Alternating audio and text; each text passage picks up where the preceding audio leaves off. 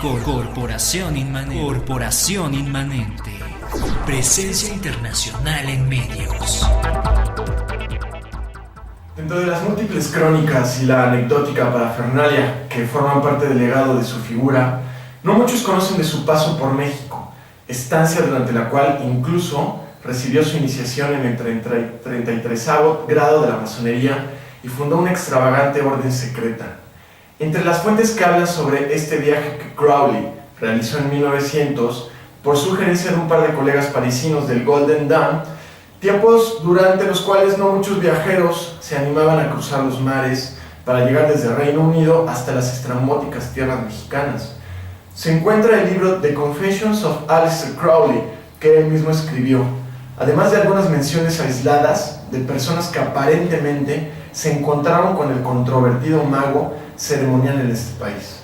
Algunas de las pocas cosas que sabemos de su travesía es que eligió algunos parajes naturales y como buen alpinista se encumbró en el volcán Popocatépetl, además de recorrer las montañas del místico pueblo de Tepoztlán, ambos lugares situados cerca de la Ciudad de México.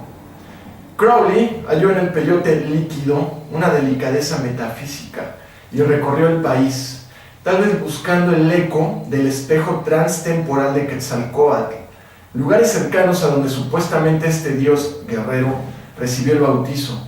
Crowley, el parafernálico brujo, el poderoso sodomizador de realidades, aquel que fue descalificado tajantemente por algunos espíritus privilegiados y alabado hasta la fecha por tantos, viajó miles de kilómetros por barco y aunque al parecer fue una travesía discreta, solo Crowley supo a fondo el poder que lo esperaba en México.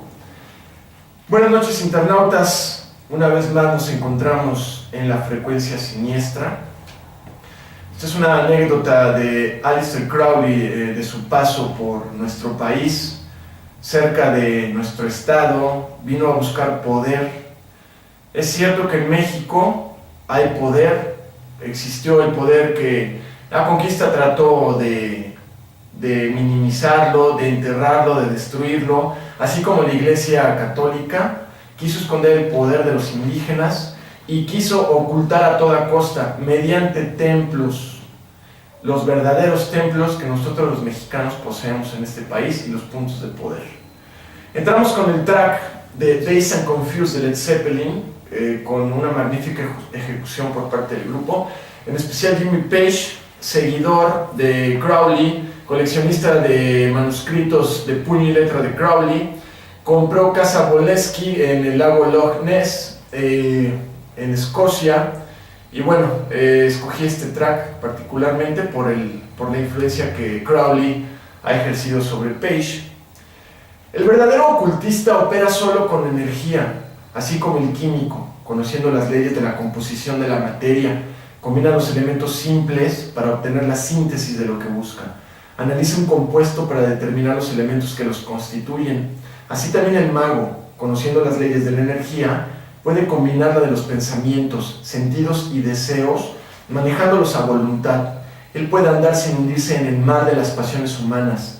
Puede levantarse y volar en la atmósfera de las ideas, libre del peso del cuerpo. Él conoce el pasado y el futuro de todas las cosas, aunque no le interese en términos de acontecimientos, sino en el origen y fin ultérrimo de todo. Su poder le permite transformar en espíritu las más groseras manifestaciones de la carne. Él conoce el talismán por excelencia y sus conjuros pueden producir o calmar las más terribles tempestades, que no lo son las de los elementos físicos, sino las del espíritu. Él puede calmar los ánimos de una multitud furiosa o provocar el Armagedón. Crowley fue un influyente ocultista, místico y mago ceremonial inglés, que fundó la filosofía religiosa de Thelema. Gustavo Kraft, bienvenido a Frecuencia Siniestra, buenas noches. Buenas noches, gracias.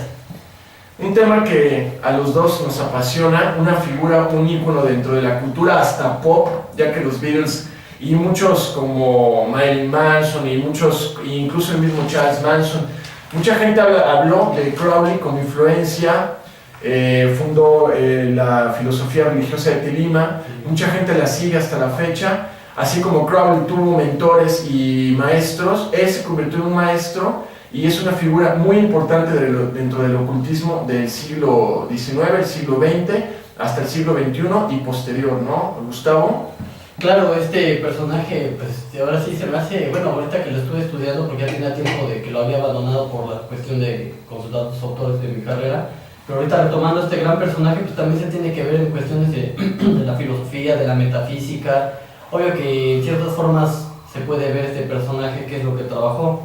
Se dice que él desde su niñez está influenciado por sus padres, y más que nada, así como estamos hablando detrás de caer así del aire, que su mamá ve que también era una cuestión muy religiosa, cristiana, muy fanática. También se dice que Crowley en su niñez sufrió porque su madre, en lugar de darle cariño, nada más le daba desprecio, y lo único que hacía con él era leerle en las noches la Biblia, que eran los evangelios, y desde ahí viene como que esa cuestión, esa afición hacia lo religioso, o también así dicho de otro modo, ¿no? Esa competencia a derrocar el imperio cristiano, ¿no? Esa aversión contra lo religioso, que es lo que estábamos platicando también fuera del aire, como todos estos personajes que nos han llegado a impactar en nuestra vida, que atañen a lo que a nosotros nos gusta, que es lo oscuro, que todo esto que estamos tratando en los temas en el programa, cómo ellos quieren romper con el yugo de la cristiandad, ¿no? Cómo fueron impuestos por esta fe que a fuerza se las metían desde niños. Crowley, obviamente, un espíritu tan libre y tan perspicaz y tan audaz, desde pequeño quiso librarse del yugo cristiano. Su familia era de Plymouth, y es una congregación que era muy, muy radical, ¿no? Cristianos. ¿Qué más nos puedes decir de Crowley, de tus investigaciones y de lo que tú sabes de Crowley? Porque yo sé que eres fan de Crowley. Bueno, yo de lo que sé por mi parte antes de llegar a la investigación, sé que Crowley desde los 8 años era iniciador ya en las cuestiones también de arte. Se dice que a los 23 años él publica su primer libro, que era una recopilación, una antología de poemas de él. Se dice que él era poeta, ensayista, cronista, pintor, ensayista, bueno ya lo dije, y alpinista, y un excelente jugador de ajedrez, que era una mente brillante casi. Un chess master, como se dice allá en y aparte era, pues, sí, era aparte una mente liberal, aquel que no se sujetaba a dogmas o cuestiones así del sistema, ¿no? Él decía que debía uno imponer sus propias ideas para alejarse del sistema ya establecido, ¿no? Hacer tu propia forma de pensamiento, manifestarte. El hombre que está considerado como el mago más importante del siglo XX se fue preparando, probablemente sin saberlo, para la magia. Dispuso de un profundo saber religioso por su colaboración en la enciclopedia del profesor Hastings, uno de sus mentores. Tuvo conocimientos científicos, fue un excelente ajedrecista, como ya lo notaste, sabía de astrología, y su carta astral, Gustavo, indicaba que fue un semidios, apuntan sus seguidores. Nació con las señales búdicas, la lengua pegada que requirió cirugía a los 2 días de nacimiento, la fimosis de la que le operaron a los 15 años.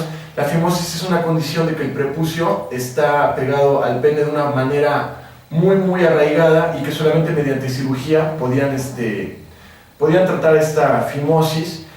Y, curiosamente, 4 vellos que tenían el pecho en forma de suástica al lado del corazón, que eso indica encarnaciones sobrenaturales. Crowley comienza su camino mágico de forma consciente en Cambridge. Recordemos que venía de una familia bien posicionada, pero les costó mucho trabajo también económicamente llevarlo a los lugares que Crowley quiso estudiar, como en Cambridge. Pero el punto clave de Crowley a iniciarse en el ocultismo fue a leer la traducción de la Cábala Desvelada, traducción de Mathers, uno de los mentores de Crowley, del que más adelante hablaremos.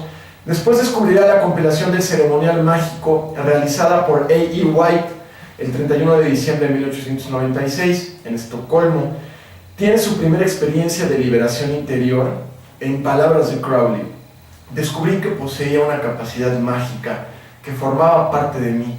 Fue una experiencia dolorosa y terrible a la vez, que me dio la llave del placer y el éxtasis espiritual.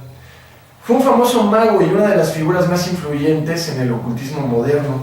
Él es conocido principalmente como uno de los fundadores de la orden hermética de la Alba Dorada, de Golden Dawn, una orden mágica ceremonial cuyas ramificaciones existen todavía hoy. Mathers, Samuel Liddell MacGregor Mathers, uno de los mentores de Crowley. MacGregor era su nickname. Mathers, nacido como Samuel Liddell, 8 de enero de 1854, murió en noviembre de 1918. Fue un famoso mago y una de las figuras más influyentes en el ocultismo moderno. Él es conocido principalmente como uno de los fundadores de la Orden Hermética del Alba Dorada, una orden mágica ceremonial cuyas ramificaciones, como lo habíamos dicho, todavía existen. ¿Qué más nos puedes decir de la juventud de Crowley?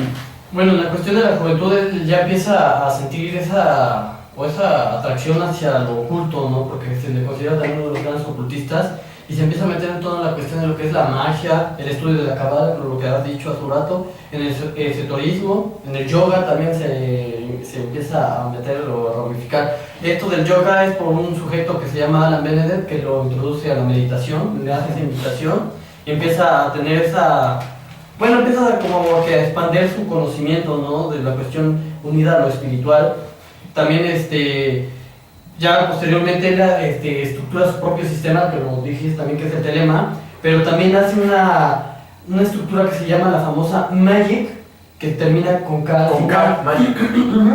Y su filosofía está fundada en el telema referente al libro de la ley, ¿no? El libro de la ley, donde es muy conocido, que más posteriormente vamos a decir, porque ahí trae unos escritos de ese libro y está muy, muy interesante porque lo escribe, ¿no? Y lo experimenta, ¿no? A lo largo de los años. Aunque también este sujeto, esta mente brillante, que para muchos no les gusta, que le tiran de loco y de todo así, escribió más de 80 libros, es lo que estuve investigando y yo quise conseguir uno de sus libros aquí en las librerías, pero uno no lo conoce, pero a mí el libro que más me gustaría tener es el libro de la ley, o si no también el tarot de Crowley. A los 23 años ingresa en la Alba Dorada, de Golden Dawn, la más importante sociedad iniciática del mundo moderno, con conexiones en toda Europa y gran influencia en su historia reciente. Su jefe es Mathers, como lo habíamos dicho, Samuel Liddell, con conexión, jefes Mathers, y Crowley recibe el nombre de Perdurabo, que es como persistente, como perdurable, montando un templo de magia blanca y otro de negra. Más adelante vamos a tratar de vislumbrar un poco lo que Crowley consideraba como magia blanca y como magia negra, que realmente ellos, en su filosofía tan intensa, tan profunda, realmente no existe ni lo blanco ni lo negro. Ese es un estigma, ese es un dogma, esa es una apreciación cristiana.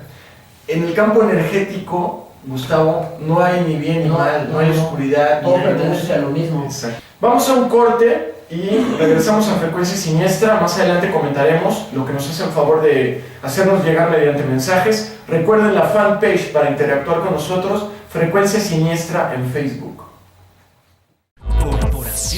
Corporación Inmanente. Presencia internacional en medios.